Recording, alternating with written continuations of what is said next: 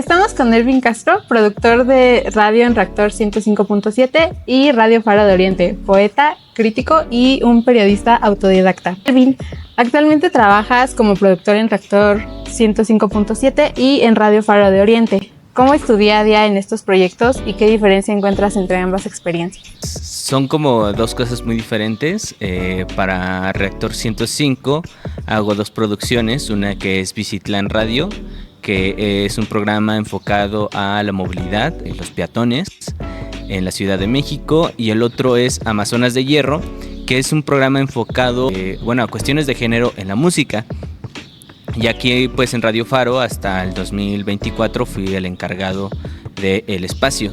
Entonces son como dos cosas un poco diferentes porque para Reactor, para Visitlan y para Amazonas solo ayudo a terminar de conceptualizar ciertos programas, ¿no? Y armarlos. En realidad lo que hace un productor pues es ese apoyo a que toda la información que se tiene pueda lucirse ya en el producto final del audio.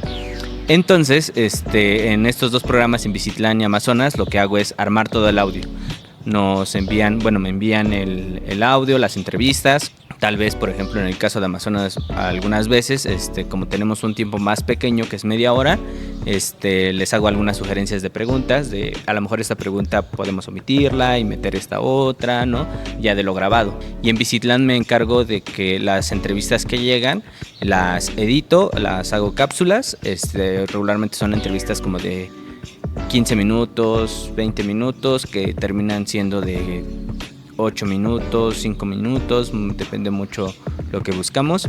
Y aquí pues en Radio Faro pues me encargaba mucho de la gestión, ¿no? Del espacio, que era gestionar programas, tallerearlos, ¿no? Porque Radio Faro también está muy enfocado a la creación de nuevos comunicadores comunitarios, ¿no? Para nosotros, o yo vengo mucho de una escuela comunitaria, y entonces es importante seguir forjando personas conscientes a través del periodismo comunitario. Entonces pues era esta onda de coordinar, apoyar a los compañeros en los programas, también hacía operación, también editaba un poco de audio para algunos promocionales, gestionaba eventos. Eso era lo que hacía por acá en Radio Faro. Ok, después de todo este tiempo trabajando aquí, ¿cómo crees tú que ha sido tu evolución como comunicador? ¿Y qué aprendizajes te ha dejado tantos años trabajando? Yo me formé aquí en Faro de Oriente en los talleres de radio y periodismo comunitario que daba la periodista, y que ahora es mi compañera también de programa. Pues me enseñó muchas cosas, ¿no? No solo como a ejercer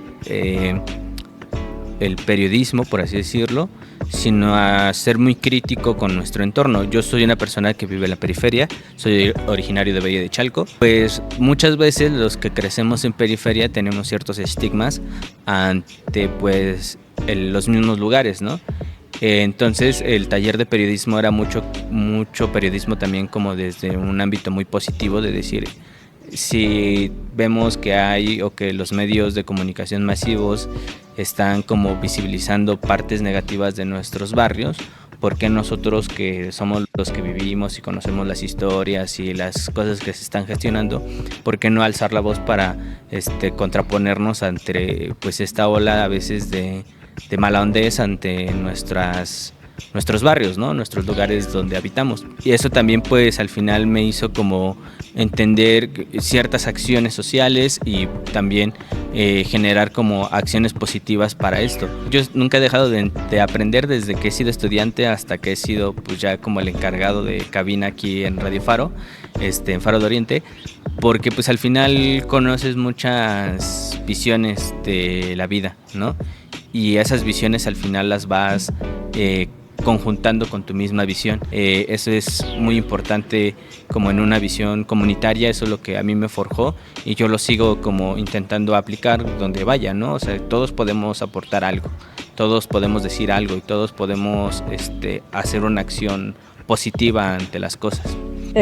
Mirando hacia el futuro, teniendo en cuenta tu carrera como periodista y también como poeta, ¿qué proyectos tienes a largo plazo? No morir. Estoy formulando un libro, un poemario. Quiero terminar unos cuentos que no he podido terminar de escribir justamente porque pues la chamba te absorbe luego demasiado. Y en cuestiones radiales, pues todavía quiero aprender mucho. Yo me quiero especializar en diseño sonoro. Me interesaría mucho seguir hablando de estos temas. Entonces, desde tu experiencia en la radio y la comunicación, o sea, ya hablando de tu historial como periodista, ¿tú crees y cuál crees que es el impacto de ser un periodista en esta sociedad? Mi maestra María Rivera decía que todos podíamos ser periodistas, ¿no? Porque todos tenemos como esta fascinación por el chisme. Lo importante era saber solo cómo gestionarlo para comunicarlo, ¿no? Son medios de comunicación de sentimientos, ¿no? ¿Por qué lo digo? Porque creo que para empatizar bien con una nota hay que dibujarla bien, ¿no? Hay que hacer sentir al escucha, al lector, ¿no?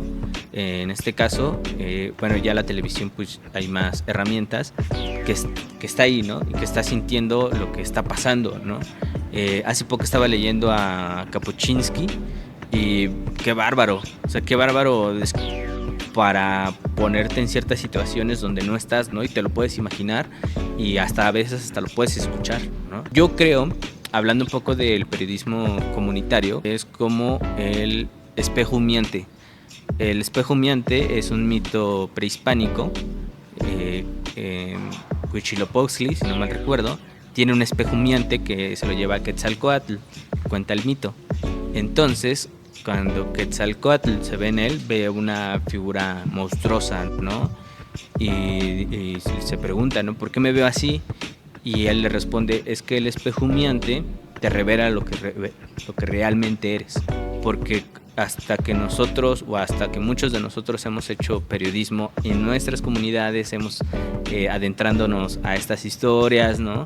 Hemos podido entender realmente el valor que tenemos y lo que realmente somos, que no hemos podido como reconectar con los espacios donde habitamos porque pues somos migrantes, ¿no? Nuestros papás son migrantes o porque vivimos en ciudades dormitorio en las que no nos damos como el tiempo de conocer esos espacios. Y esas cosas les han pasado, por ejemplo, a Israel, de Belafonte Sensacional, que fue un boom, ¿no?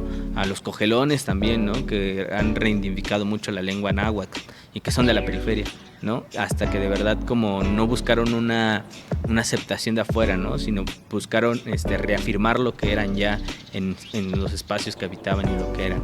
Creo que por eso el periodismo nos hace más conscientes de estas cosas, ¿no? Y al hacernos más conscientes nos genera un arraigo a ciertas cosas. Vale, a partir de esto, para ti, ¿cuál es tu definición de ser un periodista?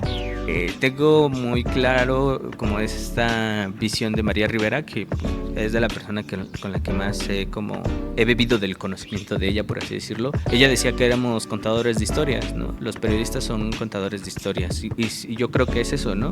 El punto es contar una historia, el chiste es contar un momento, ¿no? Pero cómo lo cuentas, eso es lo diferente. Creo que eso es lo que hacen los periodistas, contar historias, como aquellos juglares, ¿no? O los corridos. Los corridos también aplican un poco de periodismo, ¿no? Al final son contar cosas, contar hechos, ¿no? Creo que para mí es eso, somos contadores de historias, pero cada quien la va a contar como cree que es debido. Vale, ahorita mencionaste un poco sobre literatura. ¿Crees que tu trayectoria o tu experiencia como poeta pueda influir en la forma en la que transmites el mensaje como periodista? Es que es bien chistoso porque yo llegué al periodismo por error. Yo cuando entré aquí a los talleres de Faro de Oriente, venía a buscar literatura, ¿no? Venía a pulir, venía buscando talleres de literatura, me metí al de cuento y al de poesía. Pero el de cuento se empalmaba con el de poesía, entonces me dijeron, pues escoge otro taller, ¿no? No pasa nada. Dije, a ver, y busqué ahí, dije, periodismo, tiene que ver con la escritura, algo me ha de dejar. Y ya me dejó una carrera profesional, ¿no? Qué chistoso. Entonces, yo creo que sí, porque también me he forjado mucho en poesía. Para mí la palabra es muy importante. Antes de cualquier otro aparato, multimedia, por ponerlo así, la palabra siempre es importante para mí. Que eso es lo que nos enseñaban, o a mí me enseñaban mucho en el taller de poesía. Evitar lugares comunes. Los lugares comunes son cosas que ya todo el mundo dice, que son como frases ya prefabricadas, ¿no? Entonces es Si ya se dijo esto y tú también lo quieres decir, ahora ¿cómo lo vas a decir tú? Entonces eso es lo que hace que cuando yo, que me especializo en lo sonoro, es replantear eso a través del sonido. ¿Cómo puedo decir esta palabra o cómo puedo hacer este efecto sin que ya suene lo que todo suena, ¿no? Como hago un corte sin ponerle que se quita el disco, ¿no? Porque eso es algo que todos podemos hacer o que todos pueden hacer, es el lugar común. Entonces a partir de eso siempre intento buscar como atmósferas, ¿no? Jugar mucho con la música, ¿no? Entender también que la música tiene una emoción. Entonces creo que sí han ido como muy empalmadas en esta cuestión, porque también curiosamente Armando Viedo, que era mi maestro de poesía, él también tenía mucho esta como visión de que es que ustedes escriban de lo que viven, no escriban de algo que no han vivido, ¿no? Que pasa lo mismo que es casi lo mismo del periodismo, ¿no? O sea, cuenten lo que están viviendo al final, no cuenten otras historias que no conocen, cuenten lo que están viviendo. Ya nos mencionaste un poquito de cómo es esta experiencia de ser un periodista. Ahora me gustaría preguntarte para ti, ¿qué es la definición de periodismo? Siento que ha sido como una onda como muy intuitiva, ¿no? O sea, es que yo ya no me paro a pensar como si estoy haciendo periodismo, ¿no? Aunque sí lo he hecho, ¿no? Voy a poner un ejemplo. Mi pareja y yo estamos terminando unas cápsulas para Radio IPN. Son cápsulas culturales, ¿no? Entonces en realidad es como de que a veces una tarde nos sentamos, platicamos un tema y está padre como para la cápsula. Sí, y ya de repente estamos ahí como escribiendo el guión. Bueno, ella es la que lo escribe y yo le voy ayudando como de, híjole, es que este inicio no está tan chido. Y ya nos ponemos como a revisar más sobre información sobre el tema. Entonces es como muy intuitivo, ¿no? O hay algo que me interesa y me pongo así a investigar, ¿no? Y al final termina desembocando en algo. Entonces siento que para mí ya es como muy intuitivo, ¿no? Ya no pienso si estoy siendo periodista o no lo estoy siendo, ¿no? De hecho eso es algo que nos decía mucho María, ¿no? Como de que María y Armando justamente nos hacían la misma metáfora, ahora que lo pienso. Decía, es que nadie llega a su casa y se quita su chalequito de periodista y lo cuelgan ahí y ya, o de poeta, ¿no? Y ya no soy poeta. Ya de 3 a 6 soy poeta y de 6 a 12 soy periodista. No, pues todo el tiempo lo eres, ¿no? Todo el tiempo, es como ahorita, ¿no? Yo les pregunto de dónde vienen, siempre, porque chistosamente pues todos venimos de diferentes partes, ¿no? Y nunca es del centro. Yo creo que al menos como yo lo he vivido, en cada una de las historias que he podido contar, yo he podido ver algo de mí reflejado, se puede haber visibilizado, ¿no? El qué es lo que te causa eso, el si somos representados o no somos representados, ¿no? Creo que al final me funciona bien esta definición de que yo creo que el periodismo podría ser como un espejo. Okay. Y ya nos platicaste un poquito de que eres poeta y crítico, también productor y locutor. Aquí yo quería preguntarte para ti, ¿cómo se cruzan la poesía y el periodismo? Con una disciplina.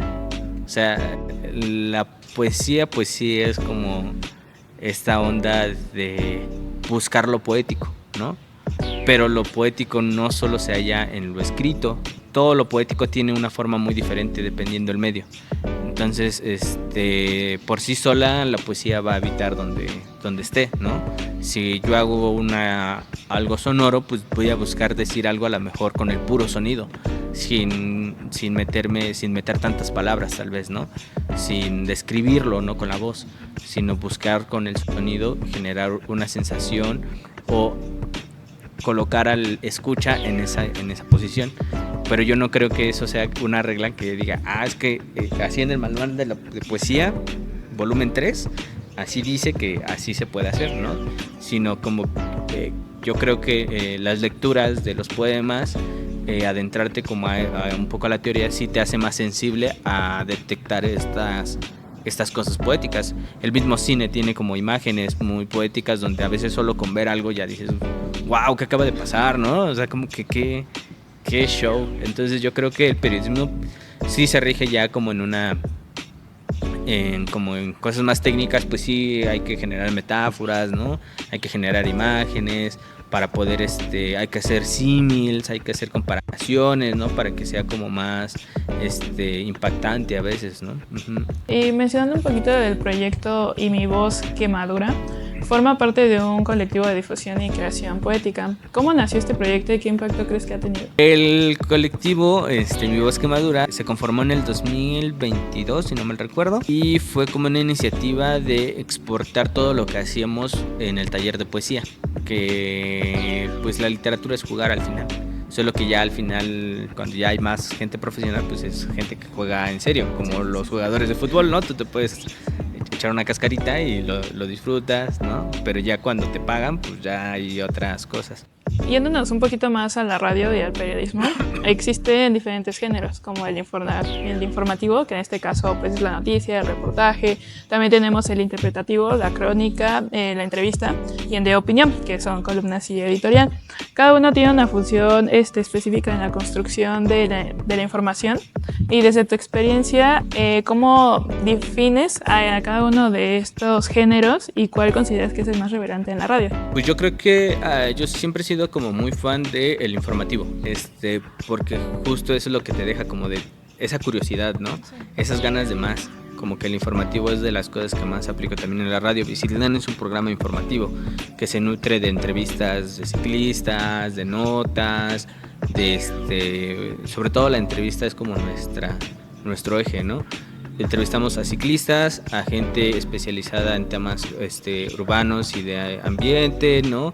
Especialistas, historiadores, que hay una cápsula que me encanta que son sobre historias del México bicicletero. Entonces, que es un historiador y que cuenta así momentos de la bici en México, de diferentes momentos, ¿no? Entonces, para mí el informativo es el más chido, ¿no? Es como el más rico. El reportaje, pues, es como la matriz de todos los géneros, porque pues al final ahí van a caer, ¿no? Vas a hacer un reportaje con una crónica, ¿no? Te vas a nutrir de notas también para hacerlo. La crónica y la entrevista pues sí tienen como este acercamiento más humano, pero sí siento que hubo un momento en la vida que se empezó como a individualizar mucho, ¿no?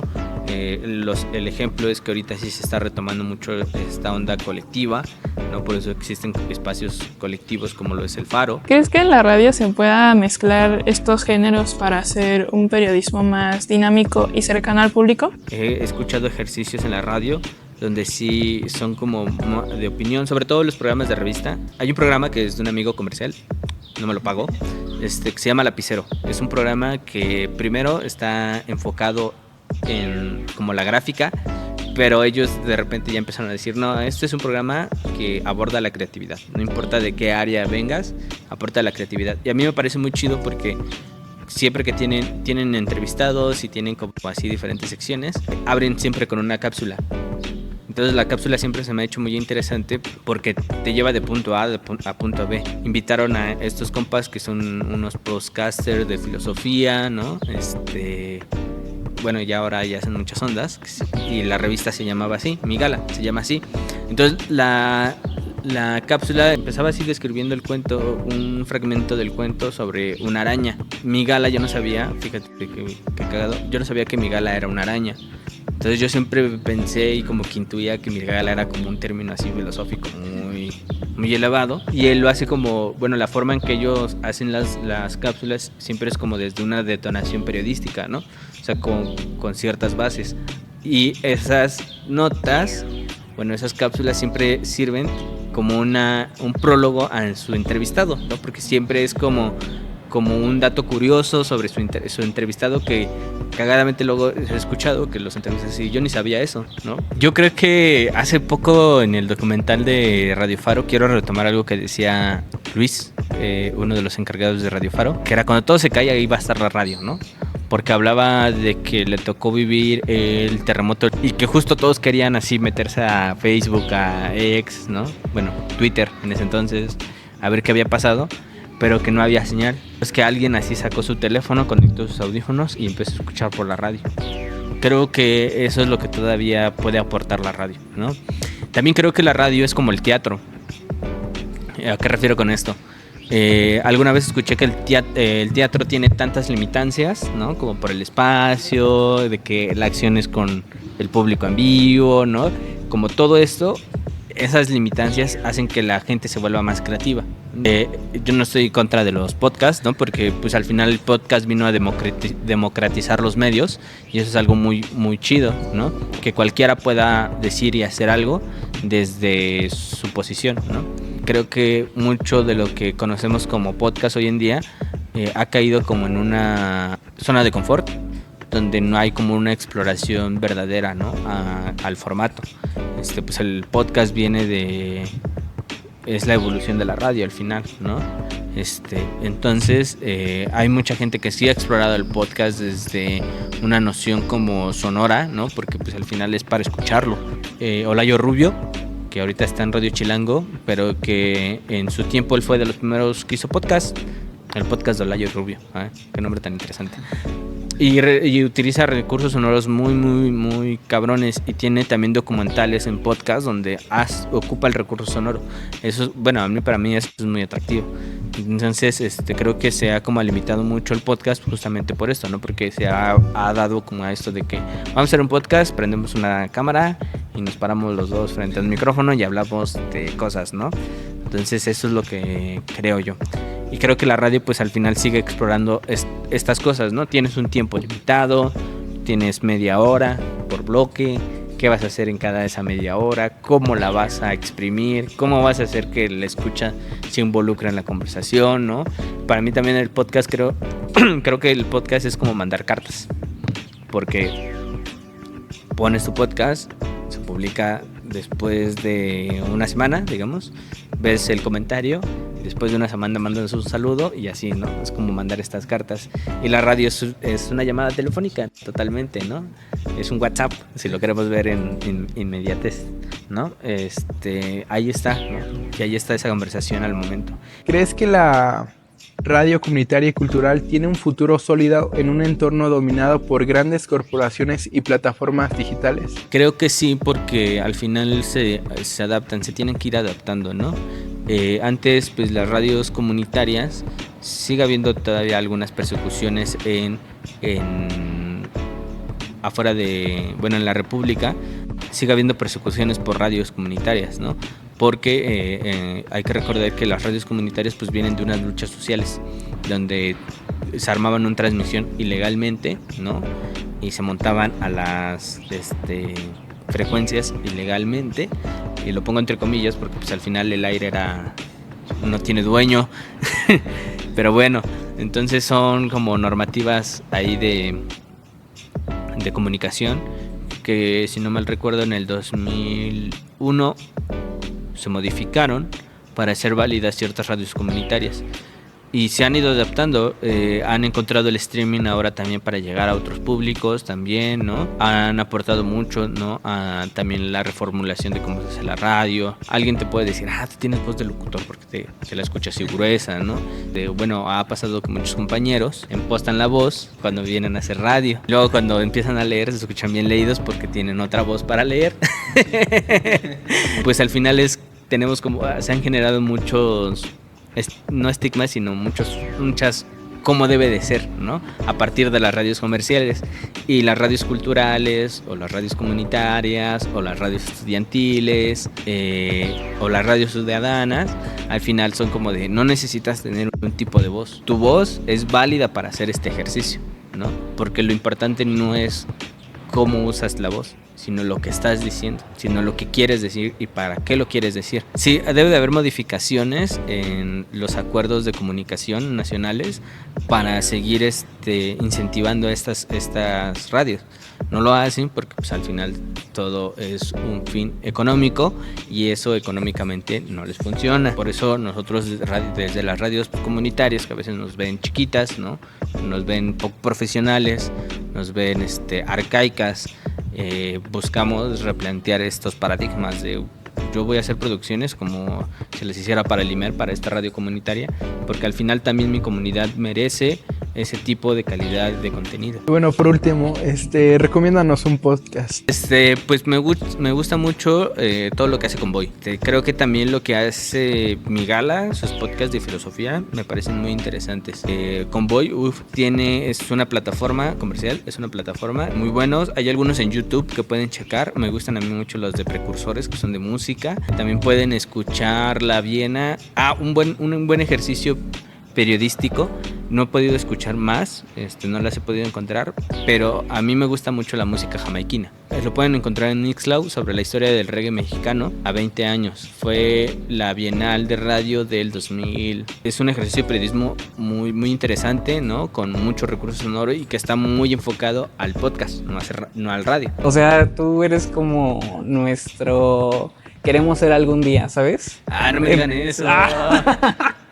No. Recaen muchas aspiraciones en mi vida. No, la verdad es que es muy padre porque nosotros sabemos que como tal no has tenido una acreditación para lo que es ser un periodista profesionalmente. Sin embargo, sí que has tenido conocimientos empíricos, pero también has tenido conocimientos en cuestión de estudios. Como lo mencionábamos, no hay todavía un papel que te acredite como periodista. Sin embargo, esta línea de ser periodistas se puede llevar a cabo sin la necesidad de un documento, a lo mejor, ¿no? María nos contaba que el periodismo era un oficio. También me considero que soy obrero, ¿no? Porque mucho tiempo fui ayudante en muchas cosas, en muchos oficios. Pongamos el ejemplo de la carpintería.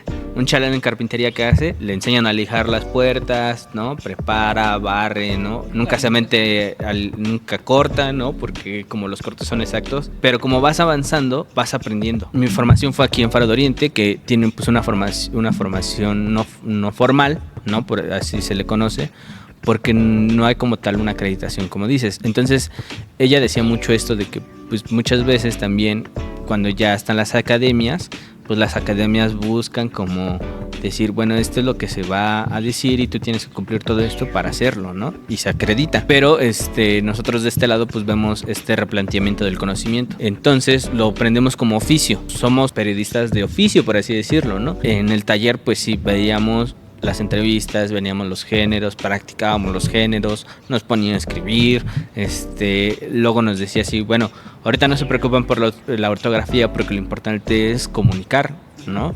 Después ya cuando vayan a buscar una chamba más formal, pues sí, métanse a un curso de ortografía, ¿no? Porque tampoco pueden, pues si ustedes lo entienden ahorita bien, porque lo van a leer ustedes, pero en el dado caso que se lo vayan a dar a otro compañero, ahí qué van a hacer. Nos sacaba, o sea, nos mandaba a hacer entrevistas, ¿no? Porque para esto nosotros teníamos un espacio para el cual practicar y hacíamos entrevistas. Entonces así lo primero que veíamos era aumenten el salario. Entonces salíamos a las calles y caminábamos así un montón a preguntarle a la banda, ¿tú de dónde eres? Ah, yo soy de tal lado. Oye, ¿y usas el transporte? Sí. Oye, ¿te gustaría hacernos una entrevista para así y así? Ah, sí. Y ya nos decían cosas, ¿no? Y a veces regresabas, en este caso María fungía como, si lo vemos como en un periódico, como la jefa de redacción, ¿no? Y llegábamos con la entrevista, esta no sirve, es que no te dijo esto, te pusiste a hacer esto, ¿no? Y nos regresaba y así, pues vas otra vez a buscar al entrevistado, pero lo encontré en la calle. Y es que es bien interesante, ¿no? O sea, es complicado porque realmente es todo un reto, ¿no? A nosotros nos mecanizan de cierta manera los primeros semestres para poder entender este concepto de la entrevista, ¿no? Cómo se compone, pero ustedes, digamos que los van formando mientras van dando práctica en este campo, ¿no? Eso es muy importante porque el aprendizaje aquí en Faro de Oriente es práctico. Vemos muy poca teoría, pero pues justo lo que hace un taller es eso. Cuando llevas una bici al taller, no te dice, no, es un cuadro tal y tal, ¿no? Sino dice, quiero mi llanta. Es que es una llanta así, no te dice tecnicismo, ¿no? Te dice, sí, la revisa, ¿no? Le quita la llanta, ya tiene aquí tiene su parche. Oiga, pero le hace falta grasa a su masa, ¿no? Porque veo que va lenta. Se la engraso. Órale, pues, o sea, va afinando a través de lo que ya tienes, sí. Lo va afinando. Y es lo mismo aquí, ¿no? A través de lo que ya todos conocen, todos conocemos la plática. Solo hay que encaminar la plática hacia las respuestas que tú como periodista quieres que te dé el invitado. Entendemos que el concepto de comunicación es siempre recibir una respuesta, porque si no sería solamente información. Si tú pudieras cambiar un aspecto del periodismo actual, respecto a la comunicación, ¿cuál sería y por qué? Yo ya no consumo noticias, pero cuando llego a consumir gracias al TikTok, como muy frío, ¿no? Como dicen ciertas muertes, ¿no? Ciertos números, se olvidan que detrás de esas muertes o esos números hay personas, ¿no? Hay nombres, hay gente, ¿no? Eso creo que se pierde, ¿no? Por como esta onda de atender al estajo, por así decirlo, ¿no? De que hay algo más, viene algo más, otra vez, hay algo más, otra vez. Bueno, ya para terminar, nos estabas comentando un poco de qué cambiarías y me gustaría saber qué rescatarías del periodismo contemporáneo. Dejar en claro que ustedes como jóvenes, en ustedes recae como esa innovación al periodismo. ¿Qué es lo que ustedes quieren aportar a, pues esto, ¿no? Al final son entes que se siguen moviendo, ¿no? Hay gente con mayor experiencia, obviamente, pero he entendido a través como de algunas investigaciones también que las innovaciones se dan a través de los jóvenes y a través de las periferias, chistosamente, ¿no? Porque son las que replantean ciertas estructuras que hay, ¿no? Para hacer las cosas. Entonces creo que puede ser un buen momento como para replantear, ¿no? Cómo se está haciendo periodismo. Pero a través de YouTube yo he visto como mucha gente que sí, que tampoco al ser de carrera, pero sí ha ejercido una fuerza de investigación para sacar ciertos reportajes muy densos, ¿no? Sobre noticias, ¿no? Que creo que eso es lo que no tiene a veces pues el periodismo más comercial. Entonces creo que sí hay gente que sí se está volviendo como más consciente de esta superficialidad que hay y va un poquito más hacia adentro. Pues sería todo. Muchas gracias por compartir tus experiencias con nosotros y darnos tu visión de todo este entorno. ¿Tus redes? En Facebook me encuentran como Ervin Z Castro, también en X es Ervin Z Castro, Ervin Z-Castro, ahí como que hago algunos tweets poéticos y pues nada, escuchen Amazonas de Hierro, nos encuentran como Amazonas 105, también en Visitlan Radio, en Twitter, sobre todo esa cuenta lo maneja María Rivera, pero pues ahí podemos estar en contacto también para que escuchen lo que hacemos y próximamente en Radio IPN con Los Barrios del Sol Naciente.